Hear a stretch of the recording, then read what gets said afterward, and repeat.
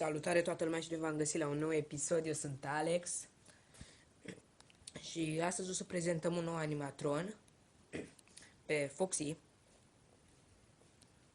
Observăm că este roșu, ochii gălbuiași cu lumină în ochi, după cum observăm. Îi se vede endoscheletonul negru, la picioare este rupt, la picioare are gheare, dinți foarte ascuțiți față de ceilalți animatroni. Are un cărlig de pirat, el e pirat, bă. În fine, are niște pantaloni pe el, după cum observați, maro.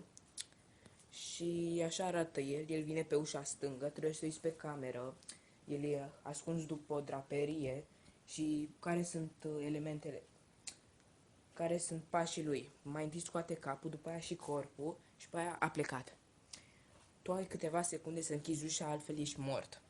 Acest animator e foarte rapid în toate FNAF-urile. În FNAF 4 o să fie puțin mai diferit o chestie, dar tot rapid e.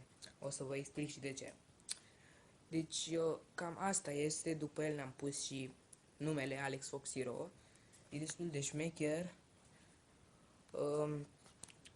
Are multe easter egg-uri și el, pe care o să le aflați. Ăsta e penultimul animatron de prezentat din FNAF 1. Mai avem unul și după aia o să începem cu mituri și legende, care primul mit și legendă o să fie ceva legat de el, dar nu vă mai dau spoilere. Și cam aici se încheie acest episod. Sper că v-a plăcut. Nu uitați să lăsați un like, subscribe, share. Și noi, desigur, o să ne vedem data viitoare cu ultimul animatron. Baftă lume!